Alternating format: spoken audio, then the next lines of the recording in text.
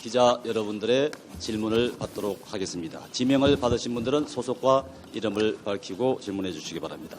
질문하실 기자분들은 손을 들어주시기 바랍니다. 네, 서울신문의 이지훈 기자 질문하시기 바랍니다. 서울신문 이지훈입니다. 북한이 핵실험을 하는지 군도 국정원도 몰랐다고 합니다.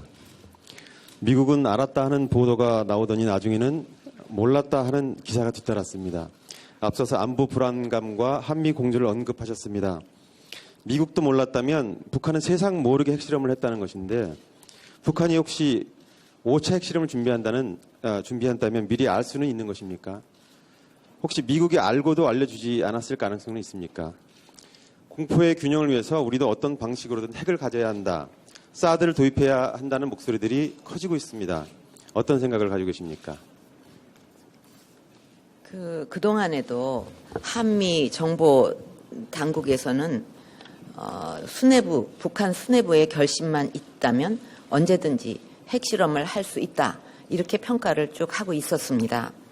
다만 이제 그 구체적인 그 시기 예측에는 이번에 좀 못했는데 그거를 지난 3차 핵실험과 달리 어떤 특이한 동향을 나타내지 않고 이 핵실험을 해서 그 임박한 징후를 우리가 포착할 수가 없었습니다. 그만큼 이제 그거를 바꿨는데 앞으로 또 그 북한이 어떻게 할지 모르니까 이런 그 도발 징후를 놓치지 않도록 우리의 그 대북 정보 수집 능력 뭐 이거를 구체적으로 이 자리에서 말씀드릴 수는 없지만 그거를 강화해서 이런 것을 놓치지 않도록 그렇게 해 나갈 생각입니다. 그리고 보도에 뭐 미국이 미리 알고 있었다 그런 보도도 있지 않았습니까? 근데 그거는 확실하게 미국이 그거를 몰랐다는 거 이거는 확실한 사실이라고 말씀드릴 수가 있습니다. 이제 이런 일을 겪다 보니까 우리도 그 전술핵을 가져야 되지 않겠냐 하는 목소리들이 나오고 있습니다. 근데 저는 이런 얘기를 국제사회에서 많이 강조를 그동안 해왔습니다. 핵이 없는 그 세계는 이 한반도에서부터 시작되어야 한다. 이런 것을 누차 강조를 해왔고 또 한반도에 핵이 있어서는 안 된다고 생각합니다. 지금 전술핵을 우리도 가져야 되지 않냐 하는 그런 주장에 대해서 저는 충분히 이해합니다.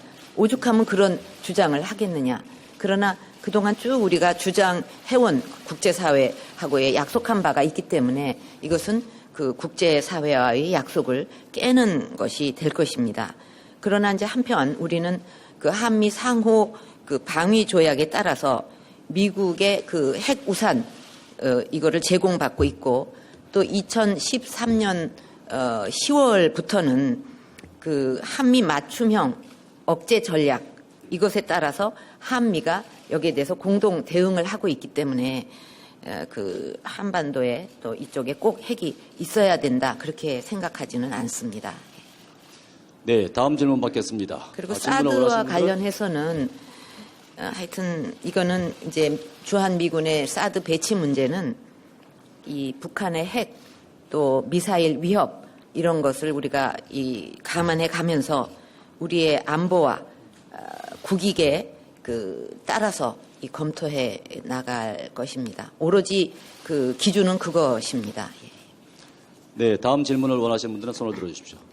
네, KBS의 최동익 기자 질문하십시오. 네, KBS 최동혁입니다. 과거 북한이 세 차례 핵실험을 했을 때도 유엔 안보리가 제재 조치를 취해왔습니다. 하지만 실효성이 없었다는 지적이 많습니다. 이번에 4차 제재를 논의하고 있는데 실효성을 확보할 수 있을 것으로 보시는지요? 그리고 그 실효성을 확보하기 위해 어떤 보관이 있다면 보관에 대해서도 말씀해 주시기 바랍니다. 그리고 대통령께서는 취임 이후에 그동안 한중 관계에 상당히 공을 들여왔습니다. 그래서 역대 최고 수준의 우호 관계를 유지하고 있는 게 사실입니다. 따라서 이번에 중국이 북한을 제재하는 데 있어서 제대로 된 제재 조치를 취할 수 있을 것으로 보시는지 말씀해 주시기 바랍니다. 지금 그 유엔의 안보리 차원에서 어떤 대북 제재 결의안 초안을 이제 마련하고 있는데 한미 간에 긴밀하게 그거를 조율하고 상의를 했습니다. 그리고 또 중국하고도 이 초안을 놓고 긴밀하게 지금 협의 중에 있습니다. 그래서 이번 안보리 결의에는 금융, 무역 뭐 이런 그 새로운 다양한 조치들이 여기에 그 포함을 시켜서 아주 강력하고 포괄적인 실제 여태까지 북한을 변화시키지 못했지 않았습니까? 그러니까 이번에는 정말 그 아프게 변화할 수밖에 없게 하지 않는다면 이거 다 소용없지 않냐. 이제 그런 그 어떤 모두 목적을 가지고 지금 마련을 해갖고 있고 또 여기서 중요한 역할을 하는 게 역시 이제 중국일 텐데 그동안 중국하고의 정상회담도 여러 번 했지만 그때마다 한국의 한반도의 핵 문제가 꼭 대두가 됐습니다. 이걸 어떻게 할 건가. 근데 그때마다 굉장히 확고한 자세로 절대로 핵은 용납할 수 없다. 그때마다 굉장히 강력하게 그 북핵 불용에 대한 입장을 중국은 밝혀왔습니다. 그렇기 때문에 중국은 또 유엔 안보리의 그 상임 이사국으로서 중요한 위치에 있지 않습니까? 그러니까 여태까지 그렇게 확실한 의지를 보여준 대로 그 공언해 온 대로 지금보다는 보다 적극적인 역할을 해줄 것이라고 그렇게 기대를 하고 있습니다. 중국의 외교장관, 그러니까 우리나라와 중국의 외교장관과도 전화 통화도 했고 또 내일도 그 육자회담 수석 대표, 한중 육자회담 수석 대표들하고 또 협의를 갖고 있으니까 어쨌든 그 최대한 효과적인 실효성을 가진 것이 나올 수 있도록 지금 논의를 열심히 하고 있다고 보시면 될 것 같습니다. 네, 다음 질문 받겠습니다. 손을 들어주시면 감사하겠습니다. 네, 조선일보의 최재혁 기자 질문해 주시기 바랍니다. 네, 조선일보 최재혁 기자입니다. 위안부 합의와 관련된 질문을 드리겠습니다. 이번 합의에 대해 대통령께서는 현실적 여건에서 최선의 노력을 기울인 결과라고 말씀을 하셨습니다. 하지만 일본은 법적 책임을 인정하지 않았는데요. 그럼에도 합의를 하신 이유는 무엇입니까? 한미관계도 작용을 한 것입니까? 소녀상 철거 문제도 논란입니다. 협상 과정에서 소녀상 철거 약속으로 해석될 여지가 있는 이면 합의나 논의가 혹시 있었습니까? 소녀상 철거에 대한 대통령님의 입장은 무엇입니까? 마지막으로 정부는 사전에 위안부 할머니들과 어떤 소통의 노력을 했습니까? 대통령께서 위안부 할머니들을 직접 만나서 이해를 구하실 계획은 있으십니까?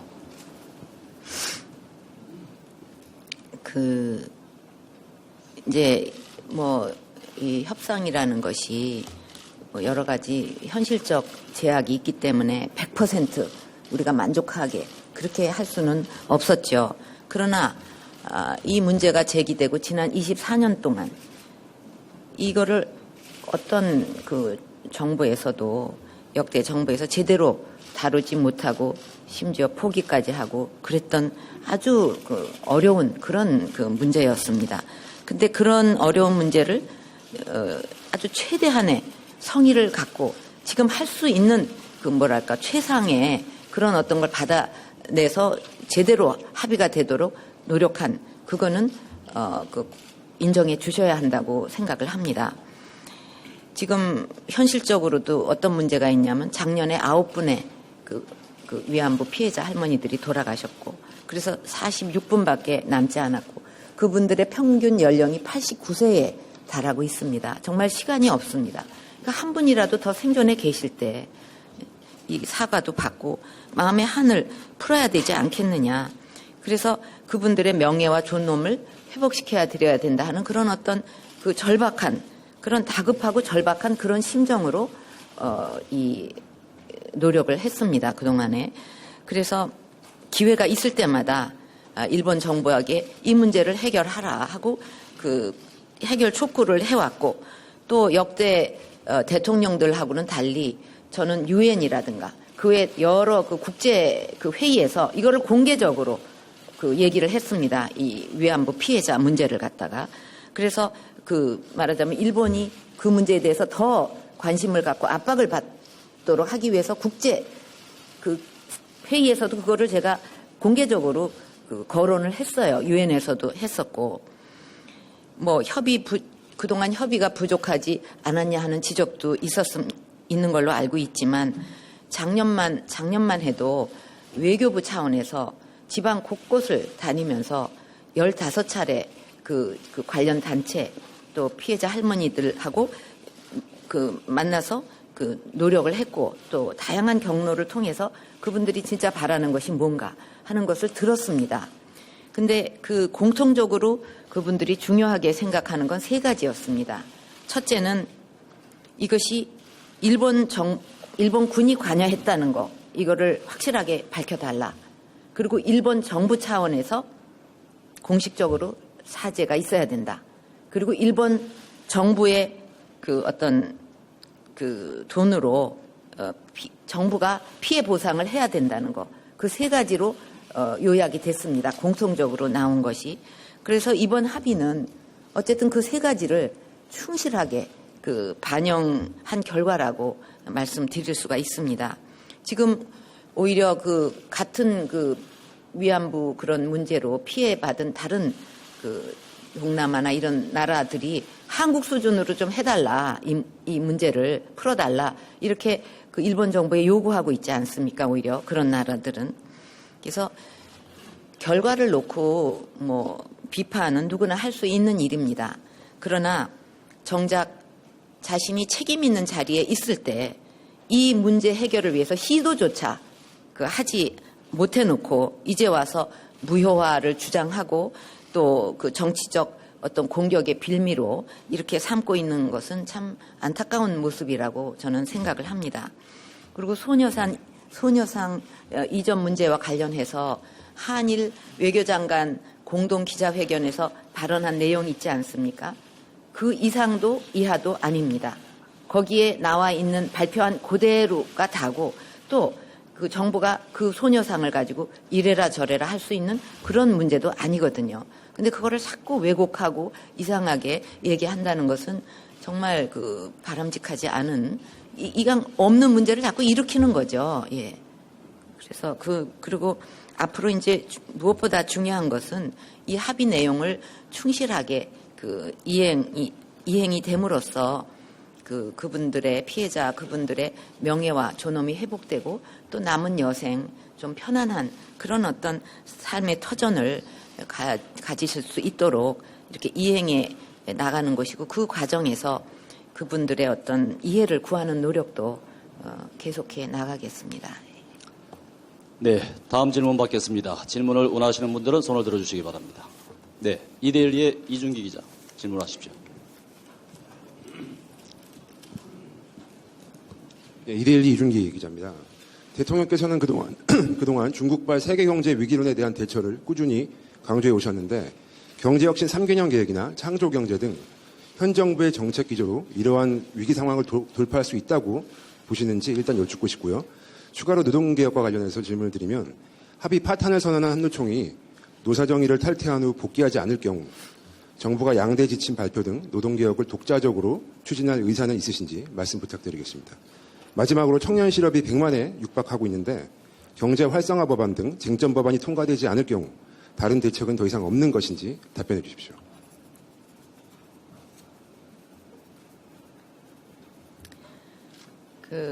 경제혁신 3개년 계획 그리고 창조경제는 OECD라든가 IMF 같은 그런 국제기구들이 이 G20 국가들이 내놓은 성장 전략 중에서 가장 성장률을 높이는데 가장 우수한 방안이라고 이렇게 평가를 했습니다.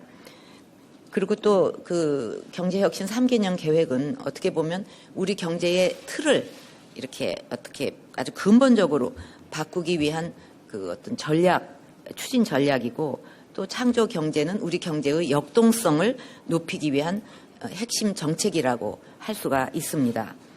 그래서 작년에 17개 창조경제혁신센터를 전국에 다 이렇게 설립을 해서 지금 이미 아직 좀 일천한 곳도 있지만 그래도 이미 오래전에 시작했던 데는 지역의 벤처 창업 거점으로 이미 자리를 잡아가고 있습니다. 그래서 그런 여러 가지 노력으로 인해서 작년에 그 우리나라의 벤처 기업이 한 3만 개를 돌파했고 또 신규 벤처 투자도 2조 원을 넘어서서 다시 제2의 창업붐이 일어나고 있다. 이렇게 얘기들을 하고 있습니다. 또 그 문화도 이제 이런 우리 그 어떤 미래 먹거리를 이렇게 만드는 데 있어서 큰 역할을 할 수가 있습니다.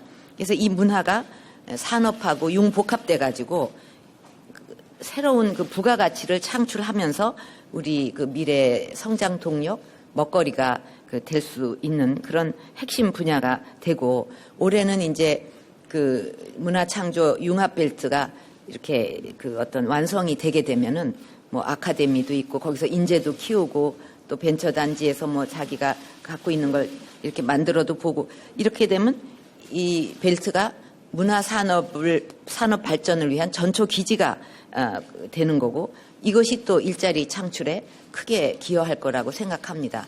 거기에 그 젊은이들이 특히 엄청나게 그 지원을 많이 해서 지금 우리가 안타까운 것은 이 시설이나 이 단지를 더 넓혀야 되지 않냐. 참 안타깝다. 다 받아들이지를 못해서 그럴 정도로 우리 청년들은 열정을 가지고 있고 문화와 뭐 이런 ICT나 다 이런 걸 융합해서 뭔가 새로운 것을 만들어 보려는 그런 그 열정이 굉장히 높습니다. 그런 데서 또 이런 어려운 상황에서도 저는 희망을 보게 되거든요.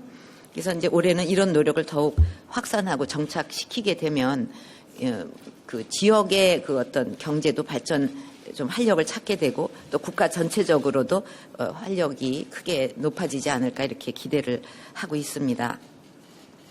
그 노사정 이제 그 대타협 이게 이제 파기되면 어떡하냐. 다른 방안이 있냐. 이거는 사실 지금 우리가 일자리 비상 상황을 맞고 있기 때문에 이것을 극복하기 위해서 그 대타협을 했고 이거는 노사정만의 그 어떤 문제가 아니라 국민에 대한 약속이에요. 엄연한. 그렇기 때문에 이 합의 내용은 그 국민에 대한 약속을 그렇게 쉽게 저버릴 수 있겠습니까? 어떤 그 일이 있어도 이행돼야 되고 또 한쪽이 파기를 했다 해도 파기될 수가 없는 것입니다. 이것은. 그래서 그 이제 정부에서는 이 합의 내용 실천을 하기 위해서 한국노총에 여러 차례 이제 그 후에도 쭉 과정이 있지 않습니까? 그래서 같이 와서 공청회도 그렇고 같이 와서 의논을 하자. 또 그 과정에서 의논을 해달라. 한국노총도 그랬기 때문에 같이 하자. 뭐 어려운 문제지만 대화로 풀어보자 했는데 그 한 번도 나오지를 않았어요. 그리고 어느 날 갑자기 노사정 합의가 파탄이 났다. 이렇게 밝혔거든요. 이건 참 안타까운 상황 아닙니까? 한 번도 나오지도 않고. 이 노동개혁은 사실은 청년들을 위한 것이라고 한마디로 말할 수가 있습니다. 청년들 일자리 만들기 위한 거고 또 하나는 비정규직을 보호하기 위한 것이고 항상 그 고용 불안에 있으니까 그리고 또 거기에 그 든든한 사회 안전망 어떻게 좀 일자리를 잃게 되더라도 불안하지 않게 다시 또 재취업을 그 어떤 훈련이나 이런 걸 통해서 다시 재취업을 하기까지 이렇게 보호하는 이런 게 다 여기 들어 있는데 이것을 무산시켜 버리면 이것의 무산으로 인해서 37만 개의 일자리가 사라져 버리게 되고 그 피해는 누구한테 가냐? 고스란히 우리 청년들, 비정규직 그리고 실직자들한테 가게 된다는 것이죠. 지금 일자리가 있는 사람들이 뭔가 해줘야지. 이 피해가 고스란히 실직자들한테 가면 실직자들은 어떻게 사냐 이거죠. 지금은 청년 일자리를 하나라도 더 만들어내는 것이 굉장히 중요하기 때문에 하여튼 노사정이 그 머리를 맞대고 뜻을 모아 가야 되고요. 하여튼 정부는 어떤 경우라도 이것을 반드시 합의사항을 그 실천해 나갈 그런 의지를 가지고 있습니다. 또 한국 노총도 자식 같은 동생 같은 그런 그 젊은이들이 그렇게 간절하게 일자리를 원하고 있는데 어떻게 그것을 외면할 수가 있습니까? 반드시 다시 돌아오기를 바라고, 이제 이게 안 될 거다 하고 생각하기는 싫지만, 그래서 아까 국민들한테 호소를 한 겁니다. 국민들이 나서 주시라. 어떡하냐. 지금 대통령이 더 이상 어떻게 해야 되느냐. 그런 말씀을 드리겠습니다. 예. 다음 질문 받겠습니다. 질문하실 분들은 손을 들어주시기 바랍니다. 네, 헤럴드 경제 최상현 기자 질문하시기 바랍니다.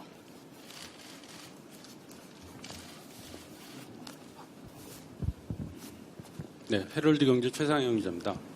위기 상황을 강조하고 있는 정부의 올해 그 성장률 3.1% 달성이 지나친 낙관론이라는 지적이 있습니다. 이에 대해 대통령께서는 어떻게 생각하십니까? 폭증하는 가계부채에 대해 여쭤보겠습니다. 현 정부의 부동산 경기 부양책이 문제를 더 키웠다는 지적이 있습니다. 서민들은 다음 달 그 대출 규제 강화를 앞두고 그 전세난을 걱정하고 있는데요. 대통령께서는 부동산 경기 부양을 지속하실 것인지 아니면 가계부채 연착륙에 속도를 낼 것인지 답변해 주십시오. 마지막으로 최근 환율이 급등하고 있습니다. 환율 급등으로 소비 위축과 기업들의 수출 경쟁력 약화가 우려됩니다. 대통령께서는 우리 기업들의 수출 경쟁력 강화와 내수 진작을 위한 긴급 처방책이 있는지 답변해 주시기 바랍니다. 지금 이제 그 미국이 금리 인상을 하고 또 그 중국 경제도 불안하고 이렇기 때문에 참 대외 여건이 우리한테 참 만만치 않고 어렵다 하고 이제 누구나 생각을 합니다. 그러나 또 이렇게 어려운 상황에서도 긍정적인 측면도 있다.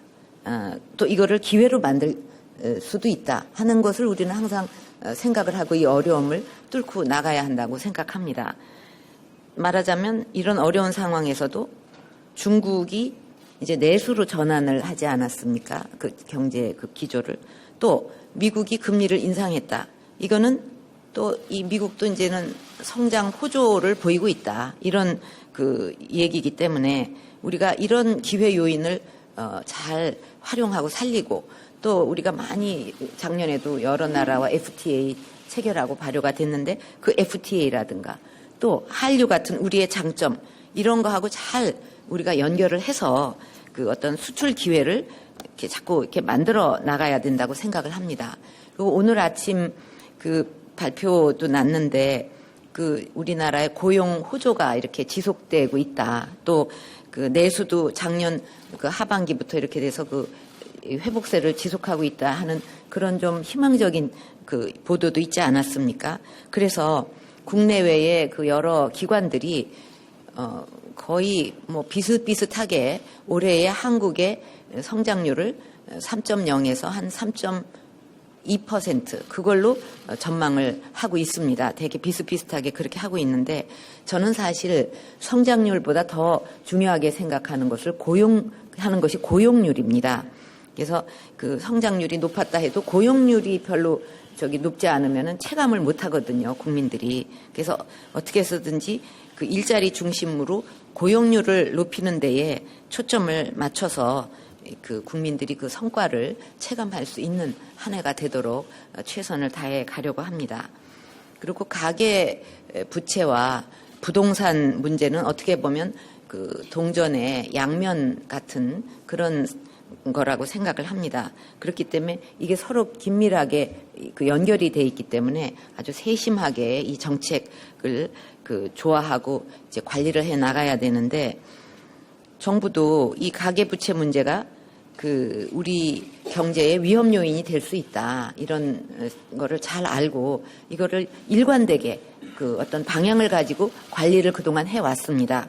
그래서 그 전체 가계부채 규모는 늘었지만 그 어떤 질적인 구조는 좀 획기적으로 많이 이렇게 좋아졌습니다. 무슨 말씀이냐 하면 우리가 꾸준히 고정금리로 바꾸고 또 분할 상환 대출을 하는 걸로 이렇게 그 비중을 계속 늘려갔기 때문에 이 내용 질적인 면에서는 개선이 돼 왔다. 분할 상환이나 고정금리로 바꾼 그 숫자도 굉장히 그 한 자리 숫자에서 뭐 거의 두 자리 숫자로 확 뛰었거든요.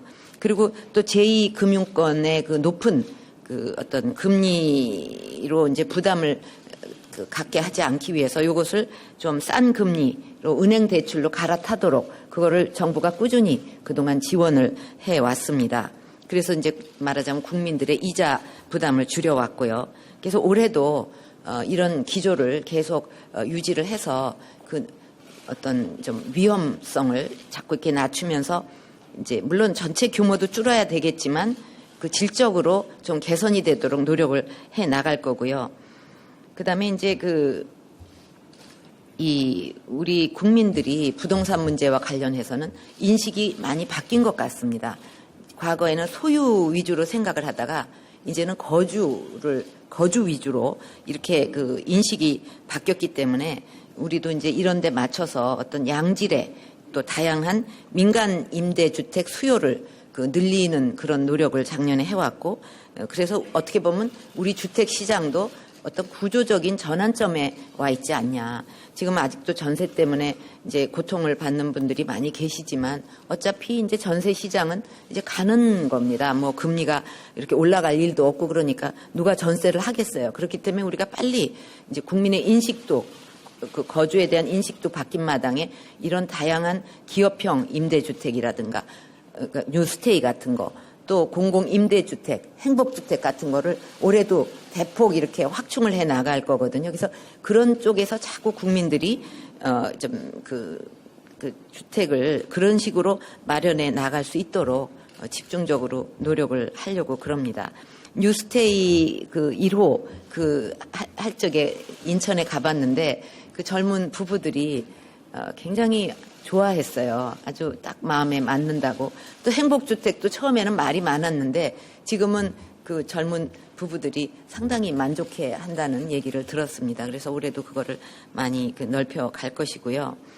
그리고 이제 그 가계부채의 어떤 상당한 부분이 말하자면 부동산 대출이 아니겠습니까? 그래서 이제 그 부동산 경기 활성화를 위해서 계속 우리가 노력을 한편으로는 하면서 또 한쪽으로는 지금 말씀드린 대로 이런 그 기업형 임대주택이라든가 또 공공임대주택 이런 것을 확대해 갖고 이제 서민의 그 주거비 이런 거를 좀 줄여드리기 위한 노력을 계속 하려고 그럽니다.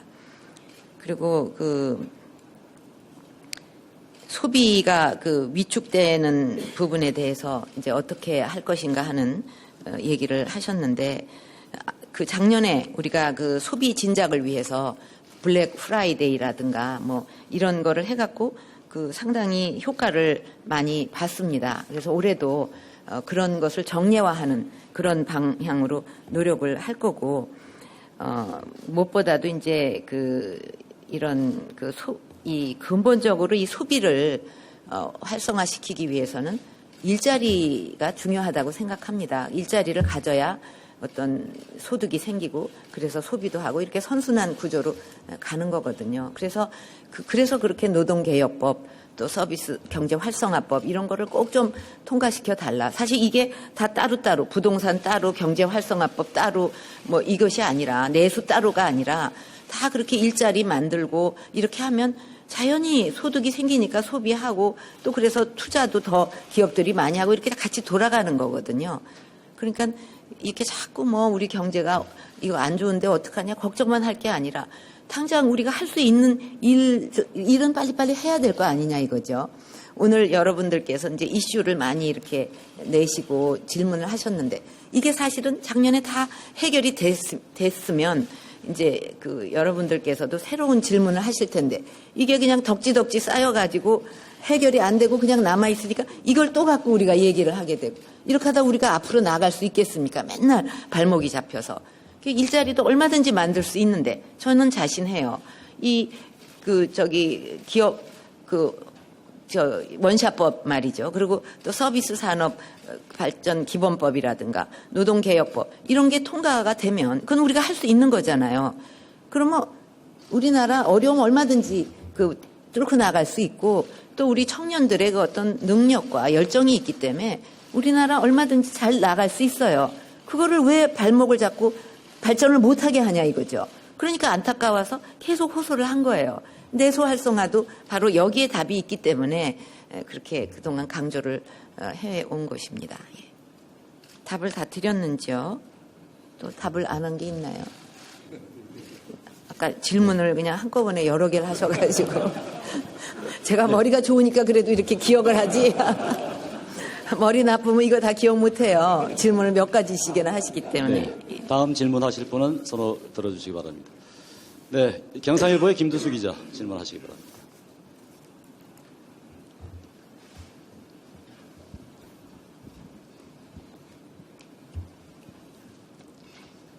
경상일보 김두수 기자입니다.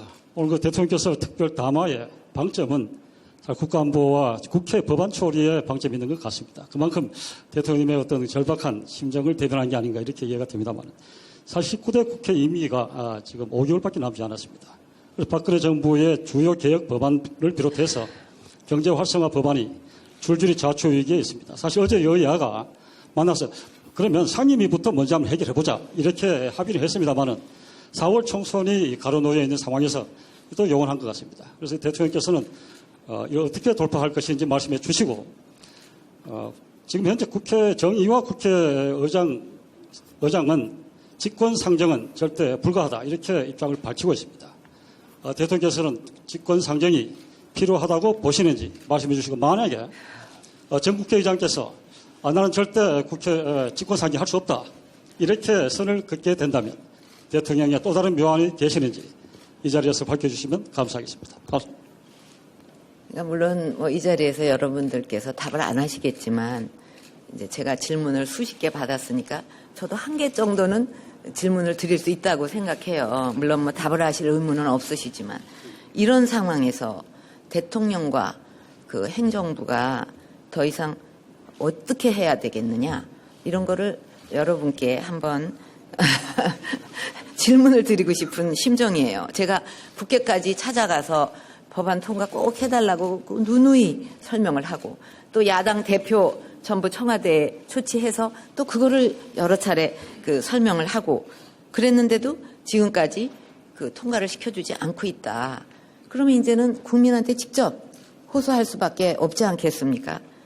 국민이 직접 나서 주실 수밖에 없다. 아까도 말씀을 잠깐 드렸지만 그리고 이 담화나 또는 그동안 쭉 이렇게 강조해왔던 이 법안들은 이게 여야 문제도 아니고 이념 문제도 아니고 우리 경제를 살리고 그 일자리를 늘리는 말하자면 그 민생 법안입니다.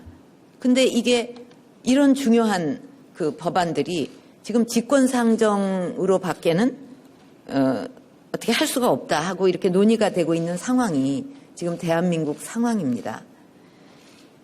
그래서 그 국회의장께서도 다 뭐 국가와 국민을 생각하시지 않겠습니까? 그래서 좀 판단을 그 국민과 국가를 생각해서 판단을 내려주실 거로 그렇게 생각을 합니다. 예. 지금 네. 다음 질문 받도록 하겠습니다. 질문하실 분은 손을 들어주시기 바랍니다. 네. OBS의 이수광 기자 질문하시기 바랍니다.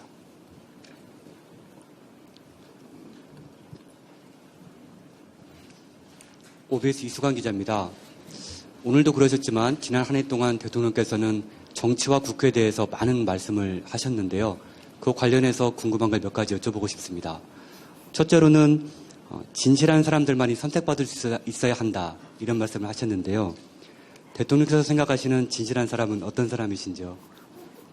지금 총선을 앞두고 각 지역구에서는 자신이 진실한 사람이다 이렇게 내세우면서 선거운동을 하고 계시는 분도 있는데 어떻게 보시는지요? 둘째는 국민 심판론입니다. 작년에도 배신의 정치는 국민이 심판해 주셔야 한다.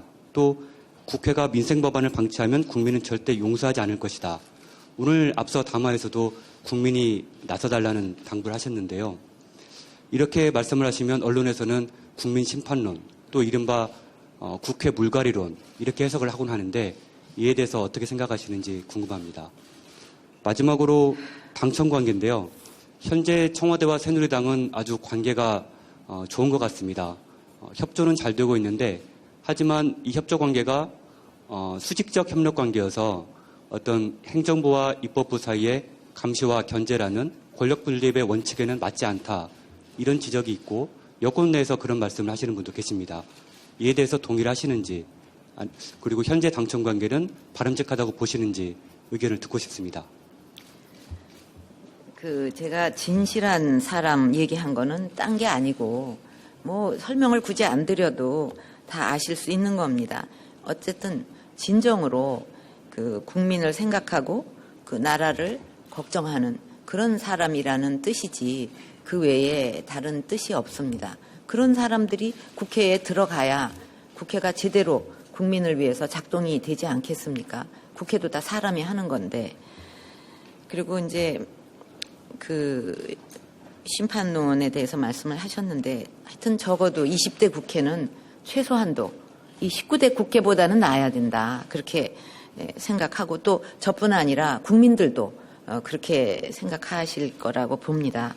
그래서 20대 국회는 사리사욕이나 당력을 버리고 오로지 국민 보고 국가를 위해서 제대로 일할 수 있는 사람들이 모여서 정말 나라 발전을 이렇게 뒷받침해주고 국민들한테 희망을 주는 그런 20대 국회가 꼭 됐으면 합니다. 그리고 이제 당이 정부를 적극 뒷받침하면 이거는 수직적이라고 비판을 하고 또 이제 정부를 당이 비난을 하면 이거는 쓴소리를 하기 때문에 수평관계라고 하고 저는 이렇게 생각하는 자체가 좀 잘못된 것이 아닌가 이렇게 생각을 합니다.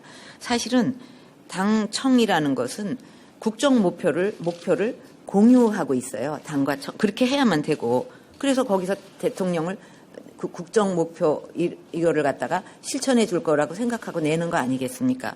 그러면 대통령은 당의 그 정강 정책이 국정에 반영되도록 이렇게 힘쓰고 또 당은 이 대통령의 그 국정 운영을 적극적으로 뒷받침돼서 이게 실현되도록 그래서 나라가 발전되도록 그렇게 하고 그 결과에 대해서는 공동으로 책임을 지고 저는 그게 당청 관계라고 생각을 합니다.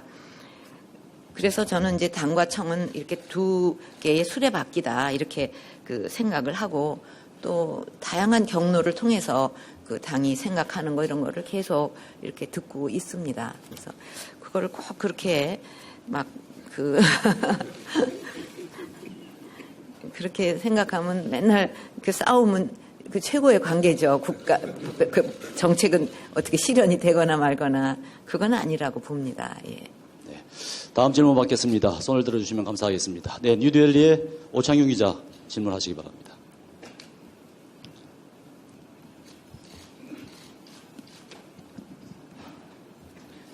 예, 뉴델리 오창현입니다. 이른바 진보라고 지칭되는 교육감들이 누리과정 예산 편성을 거부해 정부와 충돌했습니다. 이를 두고 법적 의무를 저버린 직무유기라는 비판이 일고 있습니다. 누리과정 해결책을 듣고 싶습니다. 서울시 청년수당, 성남시 무상복지 논란을 두고 포퓰리즘이라는 지적과 정부 책임이라는 주장이 있습니다. 이 문제 어떻게 생각하십니까? 정부는 2017년 국정교과서를 배포하겠다는 계획입니다. 반면 더불어민주당 문재인 대표는 총선 후 국정교과서를 폐지하겠다고 합니다. 어떻게 국민을 설득하실지 궁금합니다. 최근 야당이 분열해 1여, 5야, 다당제 구도 속에서 총선이 치러질 것이라는 전망이 많습니다. 향후 야당들과 어떤 관계를 설정하실지 말씀 듣고 싶습니다.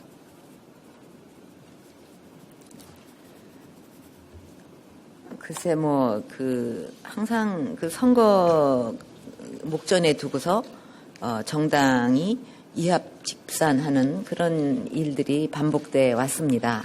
근데 그것이 과연 중요한 것은 그렇게 하는 목적이 무엇인가라고 생각을 합니다.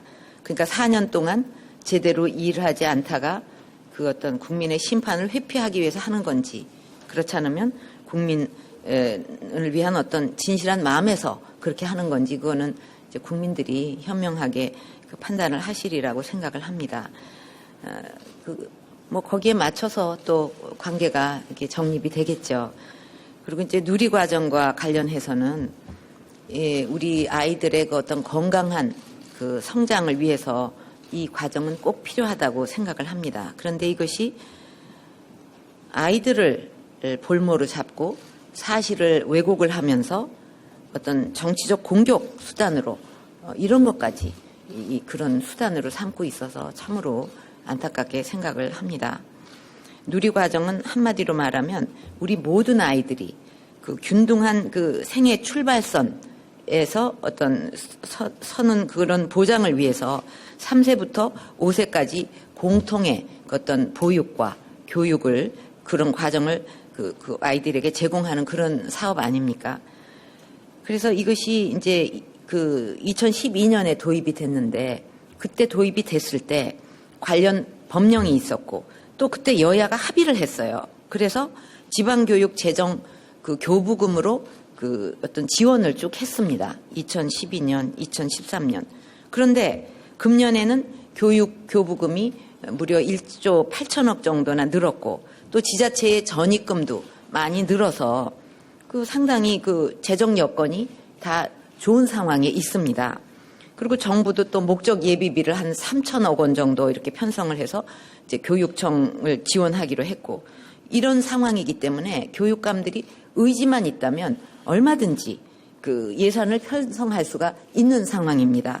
그런데도 작년까지 교부금으로 잘 이렇게 지원을 했던 그런 그 누리 과정을 이제 와갖고 거부를 한다. 그렇다면은 중앙정부는 법을 고쳐서 이거는 중앙정부가 직접 지원하겠다. 그 교육청 통하지 않고 그런 방식으로 그럼 그 교육청의 교육감들은 그렇게 아예 다 정부가 직접 법을 바꿔가지고 지원하는 식으로 가면 좋겠다고 생각을 하는 건지 그거를 묻고 싶습니다. 그래서 아직도 누리과정 예산 한 7개 그 어떤 교육청이 이거를 편성을 하지 않고 있는데 이거는 정말 교육청이 이렇게 정치적이고 또 비교육적인 이런 행동을 해서는 안 된다고 생각을 합니다. 아이들을 상대로.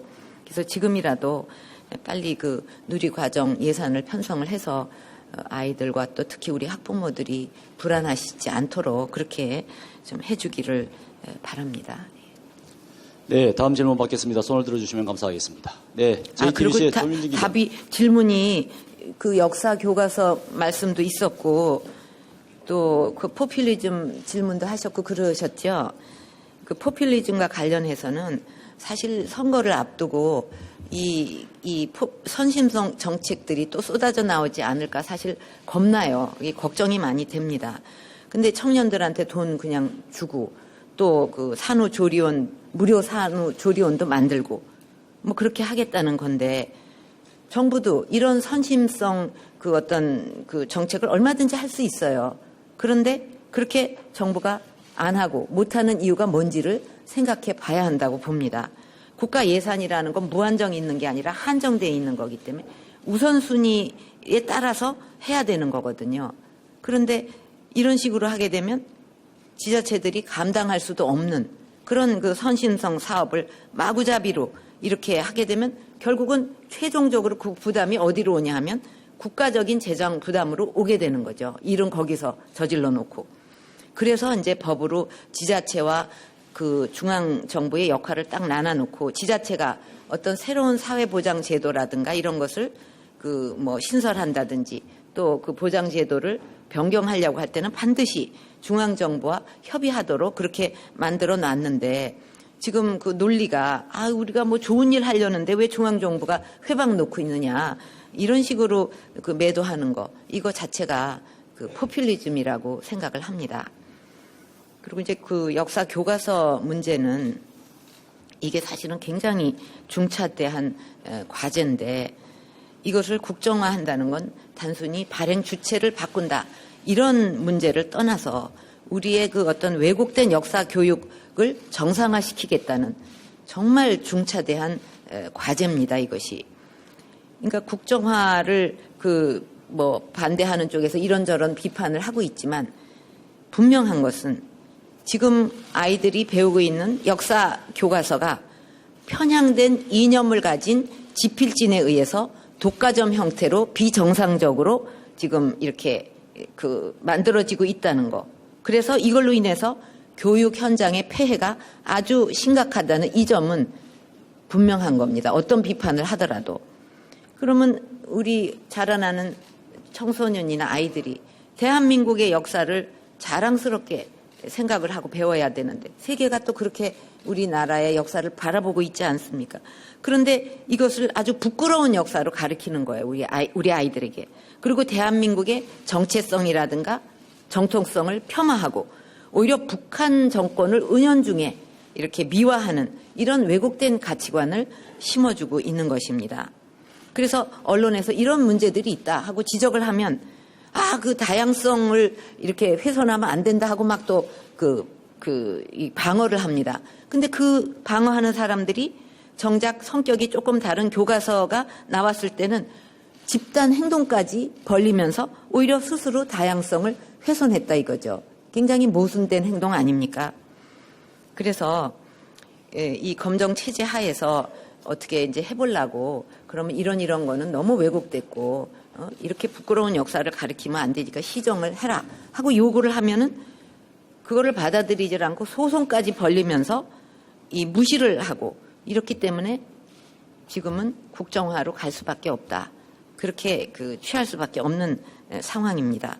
그래서 우리 미래 세대들이 우리 역사에 대해서 그게 말하자면 자기의 피와 살이 되고 나중에 어떤 정치가가 되든 뭐가 되든 그 배운 역사가 바탕이 돼서 그런 것이 나오는 겁니다. 근데 이게 부끄러운 역사라고 할 때 어떻게 한국인으로서 긍지를 가질 수 있으며 한국인으로서 긍지가 없는 아이들이 자라서 어떻게 우리 대한민국이 밝게 발전할 수가 있겠느냐. 또 주변국에서 역사를 왜곡한다. 한국 역사를. 그럴 때 한국 역사가 부끄럽다고 생각하는 그 아이들이 어떻게 그거를 당당히 맞서서 싸워 나갈 수가 있겠으며 이제 통일 시대를 맞았을 때 자유민주주의 체제가 어떤 그런 것에 대해서 확고한 신념을 어떻게 가질 수가 있겠냐 이거죠. 그런 거 생각하면 참 걱정이 되고 또 우리 학부모들도 자신들의 자녀가 대한민국의 역사가 이거는 부끄러운 거다. 이거는 태어나지 않았어야 될 대한민국이 태어난 거다 하고 자라는 그런 모습을 본다면 우리 부모들도 얼마나 걱정이 되고 가슴이 아프겠습니까? 그래서 정부는 아주 책임지고 역량 있고 또 명망이 높은 그런 지필진으로 전문가들로 구성을 해서 목적은 오로지 하나예요. 올바른 역사 교과서를 만들겠다. 그건 아주 굉장히 중요한 사명으로 저는 생각하고 있습니다. 또 이 정부의 사명이고 그래서 국민 여러분께서도 정부를 믿고 힘을 모아주시기를 바랍니다. 네, 이번에는 앞서 손을 들어서 지명했던 JTBC의 조민지 기자 질문해 주시기 바랍니다.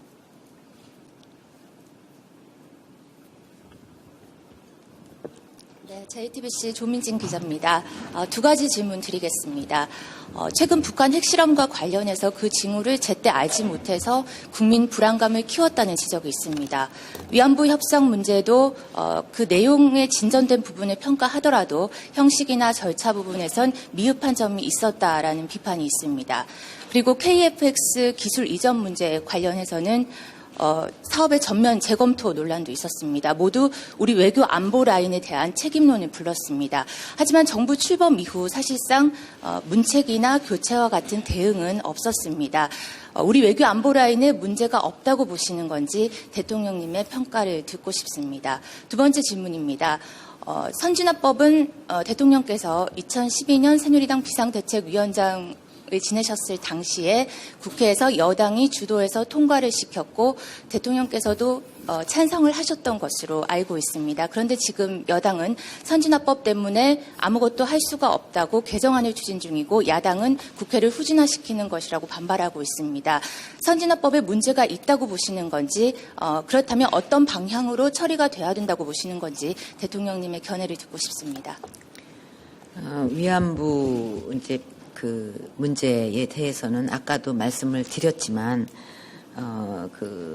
이 작년만 해도 수차례 이렇게 그 당사자들이라든가 관련 단체 또 피해자 그분들 만나서 뭐를 그분들이 원하는지 어떻게 해야 최선이 되는지 얘기를 들었고 그게 뭐 100% 만족할 수는 없지만 그래도 주어진 상황에서 최선을 다했고 그분들이 가장 중요하게 생각하는 그 세 가지를 담아내느라고 엄청나게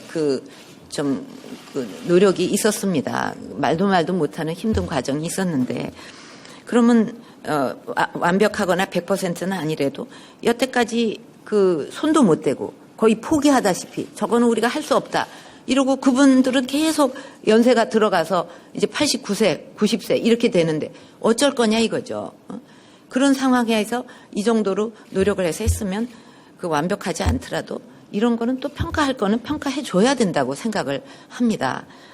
그래서 그 부분에 있어서는 지금 더군다나 한반도를 둘러싼 그 국제 정세가 어느 때보다도 그 엄중한 상황에서 이런 무슨 문책론 이런 것을 얘기할 상황은 지금 아니다 이렇게 생각을 하고 있습니다. 그리고 국회 선진화법과 관련해서는 이게 왜 만들어지게 됐냐? 그러니까 그 폭력으로 얼룩진 그런 국회 아주 국민들이 제발 싸우지 말라 오로지 그거예요. 그냥 어떻게 하더라도 다 똑같은 사람들이다 해갖고 국민들이 아주 그거에 대해서 엄청난 스트레스를 받고 이 폭력이 아닌 국회가 됐으면 좋겠다 하는 그런 상황에서 어쨌든 그 국회를 바로잡아서 대화와 타협으로 원활하게 국회를 운영하기 위한 그런 취지로 그게 됐는데 이런 좋은 취지를 충분히 살려도 모자를 판에 오히려 정쟁을 더 가중시키고 또 국회 입법 기능마저 마비를 시키고 있습니다. 그래서 그때는 동물국회였는데 지금은 식물국회가 됐다. 이렇게 얘기를 합니다.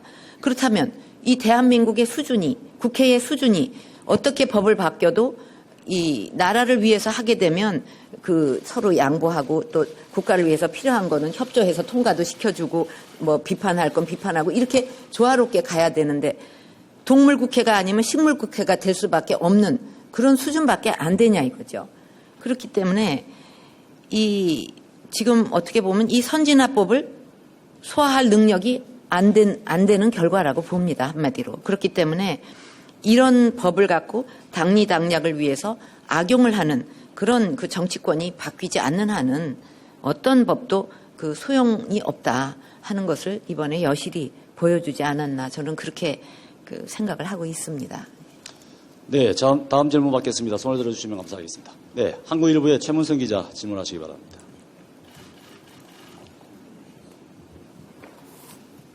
예, 한국일보 최문선입니다. 그 위안부 피해자 할머니들을 만날 계획이 있으신지 또 만나신다면 언제를 생각하고 계신지 다시 질문을 드리고요. 그리고 대통령 취임하신 뒤에 지금은 국정에 집중할 때라면서 개헌 논의 자체에는 반대를 하셨습니다. 네, 최근 들어서 일부 친박계 인사들이 다시 개헌론에 이제 불을 지피려고 했는데요. 거기에 대통령님의 의중이 실린 것인지 궁금합니다. 또 이번 총선이 끝나고 나서나 집권 후반기에 개헌을 추진할 필요가 있다고 보시는지도 궁금하고요. 그리고 반기문 대망론이라는 말을 들어보셨을 텐데요. 그 올해 말에 사무총장 임기도 끝나고 또 최근 들어서 그 여러 여론조사에서 1위도 달리고 있기 때문에 뭐 대선에 뛰어들 것이라는 이야기가 끊이지가 않습니다. 그 반기문 총장에 대해서 개인적으로 어떻게 평가하시는지 그리고 지금 이 시점에 왜 적지 않은 국민들이 반 총장을 좋아한다고 생각하시는지도 답변해 주십시오. 이제 우리 피해자 할머니들의 상처가 아물면서 이렇게 좀 뭔가 마음의 그 치유가 돼가는 과정에서 또 뵐 기회도 있게 되지 않을까 그렇게 생각을 합니다. 그리고 개헌에 대해서는 뭐 그동안에 보도에도 나왔듯이 이제 개인적인 그 생각이었다 그렇게 얘기를 했고 또 모두가 그 의논한 적도 없는데 이제 그렇게 어떤 개인적인 생각을 얘기한 걸로 그렇게 다 확인이 됐고 사실은 지금 우리 상황이 블랙홀 같이 모든 것을 빨아들여도 상관없는 그런 정도로 여유가 있는 그런 상황이냐 이거죠. 개헌을 외치는 사람들이 개헌을 생각할 수도 없게끔 자꾸 몰아가고 있어요. 그러면 경제도 어떻게 활성화되고 안보 문제나 뭐 여러 가지 지금 우리 앞에 그냥 하여튼 청년들은 그 고용 절벽에 처해갖고 이 하루가 급하고 이런 상황에서 뭔가 풀려나가면서 그런 얘기도 해야지 국민 앞에 염치가 있는 거지. 지금 이거는 모두 스톱이 되고 발목 잡히고 지금 나라가 한 치 앞이 어떻게 될지 모르는 이런 상황으로 몰아가면서 입에다가 개헌을 지금 달고 어떻게 해보겠다 하는 거는 저는 입에 떨어지지 않는 얘기라고 생각을 합니다. 예. 반기문 총장 그분은 그 국제사회에서도 여러 나라 지도자들 만나도 잘 성실하게 유엔 사무총장직을 수행하고 계시다 이런 평가를 받고 계시더라고요. 그래서 그런 이제 왜 그러면 이렇게 지지율이 그분이 높게 나오냐 하는 거는 저는 모르겠고 국민들께 한번 여론조사를 해서 왜 찬성하십니까 하고 한번 물어보시죠. 그게 제일 정확할 것 같습니다. 네, 다음으로 질문을 원하시는 분들은 손을 들어주시면 감사하겠습니다. 네, 평화방송의 김혜영 기자 질문하시기 바랍니다. 네, 평화방송 김혜영입니다. 북한의 핵실험 이후에 개성공단 정상 가동 여부에 관심이 쏠려 있습니다. 북한의 태도 변화가 없을 경우에 그 개성공단 지금 출입 제한 조치를 계속 유지해 나갈 생각이신지 궁금하고요. 만약 북한이 추가 도발을 한다면 개성공단 폐쇄까지도 검토해야 한다고 보시는지요. 그리고 우리나라가 추가적으로 취할 수 있는 단독 대북 제재 조치가 있는지도 궁금합니다.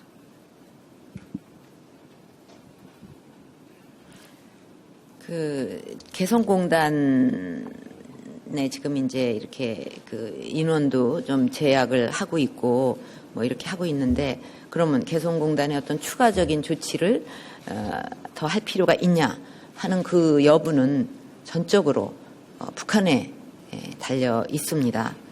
그리고 우리한테 가장 중요한 것은 이제 거기에 근무하는 분들의 안전이거든요. 우리 국민의 안전이기 때문에 정부로서는 북한의 상황을 면밀하게 이렇게 지켜보면서 필요하다고 하면 거기에 필요한 조치를 해 나갈 것입니다. 지금 하여튼 극단적인 그런 상황까지 생각을 하고 있지 않지만 하여튼 우리 국민의 안전이 최우선이고 또 이거는 전적으로 북한에 달려 있다. 그렇게 말씀을 드리겠습니다. 그리고 단독으로 하는 대북 조치는 이제 지금 확성기 대북 방송을 했고 그 외에 여러 가지가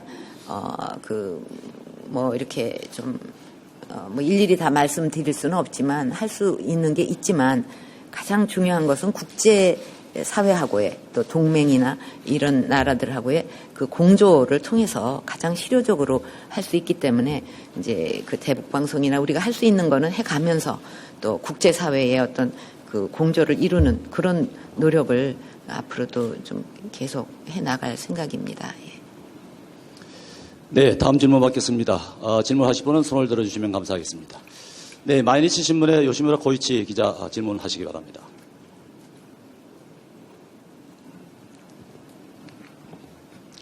일본 마이니치 신문 요네무라라고 합니다. 위안부 문제에 대해서 질문하겠습니다. 위안부 문제에 관한 양국 정부의 타결은 역사적인 합의였다고 생각합니다. 그러나 아직도 한국 내에서는 당사자인 할머니분들을 포함하여 충분한 설명 없었다는 불만의 목소리가 계속 들리고 있습니다. 그래서 그리고 한국 여론에서도 좀 반대하는 여론이 많다고 알고 있습니다. 그럼 앞으로 한국 정부가 군대적으로 어떠한 설득 작업을 해나가야 한다고 생각하십니까?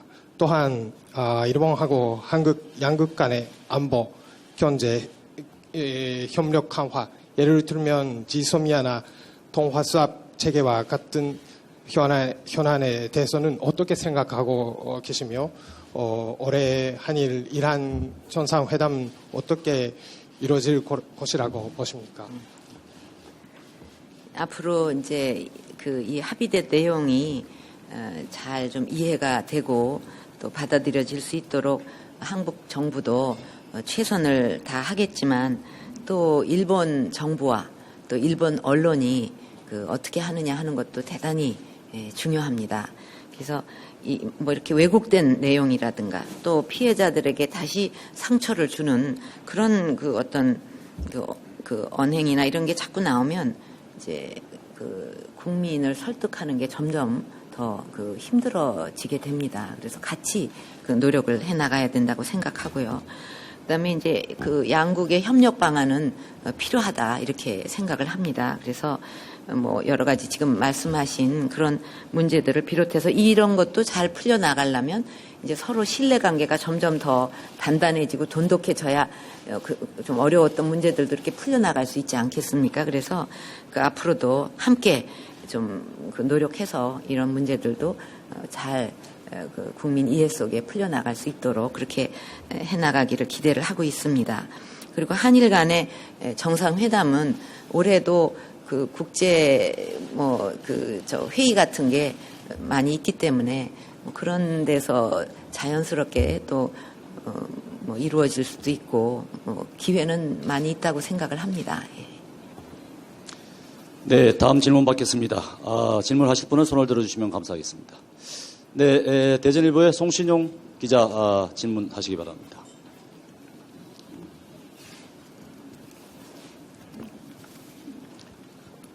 대전일보 송신용 기자입니다. 오늘 굉장히 날씨가 추운데 마음이 더 꽁꽁 얼어붙은 사람들이 좀 있을 것 같습니다. 그 대통령님께서 그 새해 첫 국무회의에서 적폐 척결을 강조하셨고 황교안 국무총리는 어제 또 부패 방지 4대 백신 프로젝트를 발표했습니다. 강력한 사정 드라이브를 거는 게 아니냐는 이런 관측들이 자연스럽게 나오고 있습니다. 하지만 정치적 오해의 소지도 있는 데다가 경제에 미칠 여파에 대한 시각도 좀 다소 엇갈리는 것 같습니다. 대통령님의 생각을 듣고 싶습니다. 또 하나, 그 지역 이슈에 대해 질문 하나 하도록 하겠습니다. 최근 이제 규제 프리존을 도입해가지고 또 이제 수도권을 제외한 14개 시도별로 지역 특성에 맞춰서 지역 전략 산업을 선정했습니다. 하지만 좀 갈 길이 멀고요. 그런 면에서 쇠뿔도 당김에 빼라는 속담도 생각나고 하는데 이렇게 시간이 걸리다가는 지역 경제 활성화의 어떤 골든 타임을 잃지 않을까 하는 걱정도 됩니다. 그 관련 법안을 이달 6월까지 국회에 제출해서 처리할 이런 계획으로 있는데 경제 활성화 관련 법안에 포함시켜서 좀 조속히 처리하실 그런 의향은 없으신지 묻고 싶습니다. 예. 사실은 이제 부정 부패, 적폐 이런 거 하고 그 경제 활성화나 발전하고 따로 떨어진 일이 아니라고 생각을 합니다. 그런 것이 척결이 돼야 그 어떤 경제 활성화도 이룰 수가 있지. 뭐 부패로 계속 이렇게 되면 뭐 열심히 돈 갖다 부어도 뭐 피와 살로 안 간다는 말이 있듯이 안 되고 또 국민들도 정부에 대해서나 여러 가지 신뢰가 없기 때문에 마음을 모아주질 않으니까 신이 안 나고 협력이 잘 안 되고 그래서 경제도 별로 이렇게 발전하는데 도움이 하나도 안 돼요. 그래서 이 부분은 여태까지는 이제 사후적으로 그냥 대형 비리가 터졌다. 뭐가 어떻게 몇 조가 달아났다. 그러면 이제 그제서야 막 해각하면 이미 손해는 다 난 거예요. 국민 혈세는 낭비가 됐고 처벌을 해봤자 만회가 안 되지 않습니까? 그러다가 또 구조적으로 그렇게 구멍이 많다 보니까 좀 이따 비슷한 게 또 터져요. 끝도 없이 이렇게 되는 이런 그 후진성을 없애고 사전적으로 미리 이렇게 장치를 잘 백식같이 가짐으로써 뭐 그렇다고 100% 안 난다. 그렇게까지 말할 수는 없지만 그래도 그렇게 되면 모두가 좀 조심을 하고 이거 잘못하면 큰일 나겠다 해서 이렇게 투명하게 하려고 애를 쓰고 또 그런 장치들을 통해서 마음도 다잡게 되지만 또 많이 막을 수가 있거든요. 그러니까 이거는 어떻게 보면 사전적으로 하자는 거예요. 일 터지고 나서 하지 말고 우리 요즘은 병도 다 병 나고 나서 고치는 게 아니라 미리미리 이렇게 예방하는 게 더 유행이지 않습니까? 그런 식으로 하자는 그런 거지, 뭐 사정 드라이브라고는 저는 생각하지 않고 이거를 했어요. 이거를 하게 된 이유도요. 작년에 이제 이렇게 여러 가지 그 적폐라든가, 이 부패라든가, 부조리라든가 이런 게 계속 나와가지고 이거 하나 처리하고 나면 또 다른 게 또 터지고 또 터지고 그래서 그거를 이제 그래서 잘못된 사람 뭐 이렇게 벌도 받고 이러지만 가만 들여다 보니까 계속 그렇게 또 터지게 돼 있더라고요. 너무 구멍이 숭숭숭숭 나가지고. 그래서 이거는 한번 이렇게 발견해내고 끝낼 것이 아니라 아예 뭐 방산 비리라든지 뭐 우정사업본부라든지 이런 여러 가지 큰 돈을 이렇게 주물르는 곳에서는 미리미리 좀 이렇게 선제적으로 체크가 돼서 이런 일이 안 나게 해야 되지 않냐 하고 자꾸 모으다 보니까 그 16개나 그렇게 된 거예요, 사실은요. 이 사정을 목표로 둔 거는 아니고. 그러나 이제 뭐 잘못한 사람은 또 그 벌을 받아야 되겠죠, 당연히. 그러나 그거는 그것대로 법과 원칙대로 하고, 그러나 그런 일이 좀 안 일어나게 하기 위해서 사전적으로 이런 백신 프로젝트를 만든 거고, 또 우리나라가 옛날에 이제 산업화하는 시절에는 뭐 항만, 공항 뭐 이런 거 막 만들어 가지고 해야만 도로도 있어야만 산업이 발전하잖아요. 그거 하나도 안 만들어 놓고 나라 발전시키겠다 그러면 어떻게 발전이 되겠습니까? 그래서 우리가 인프라라고 이렇게 얘기를 하는데 이제 우리 경제 규모가 이만큼 되고 선진국으로 들어가려고 어떤 나라는 이미 선진국 됐는데 왜 맨날 선진국 들어가려고 그러냐고 그러는 데도 있지만 우리는 하여튼 선진국 들어가려고 하는 그런 자세로 있는데 그런 나라로서는 또 하나의 무형의 인프라가 필요하다.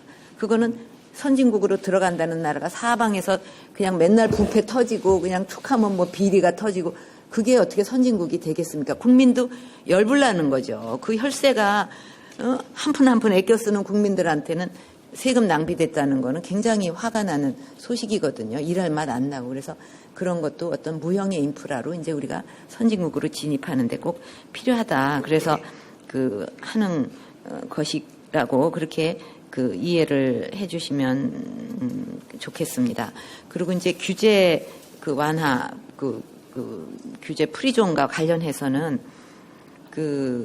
이제 지금 전국에 그 창조경제혁신센터가 만들어졌는데 이제 그걸 중심으로 그런 지역 거점마다 프리존이라는 어떤 새로운 지역 발전 이제 전략을 지금 추진하려고 합니다. 그래서 이제 27개가 이제 이렇게 각 지역에서 가장 잘할 수 있는 거 이런 걸로 이렇게 만들었고 이제 그게 실질적으로 그 지역 발전에 도움이 되도록 거기에 대해서는 과감한 규제 철폐 또 그 인센티브 이런 걸 통해서 그 특화된 그쪽에는 좀 적극적인 투자가 실제로 일어날 수 있도록 그렇게 정책을 세웠습니다. 그래서 이것이 이제 법적으로도 잘 그 뒷받침돼야 되고 기반을 마련해야 되기 때문에 그 특별법을 규제 프리존 특별법을 이제 곧 만들어서 이것도 뭐 경제 활성화 법이죠. 근데 뭐 지금 같은 국회 어느 세월에 되겠습니까? 참 만들기도 겁나요. 어쨌든 뭐 어떻게 되겠죠. 이렇게 간절하게 모두가 노력을 하는데 안 되겠습니까? 그래서 이 규제 프리존 특별법도 우리가 만들어서 어떤 지역 전략 사업에 대해서 다양한 그 인센티브도 주고 또 그쪽에는 아주 그 특별히 규제를 풀고 이래서 지역 경제가 활성화될 수 있도록 법도 그렇게 좀 꼭 좀 통과가 될 수 있도록 그렇게 힘쓰겠습니다. 여러분들도 좀 많이 도와주시고 이거 꼭 돼야 된다 하고 많이 얘기 좀 해주세요. 네, 오늘 질문은 여기까지 받도록 하겠습니다. 이상으로 박근혜 대통령의 대국민 담화 및 기자회견을 모두 마치도록 하겠습니다. 여러분 감사합니다.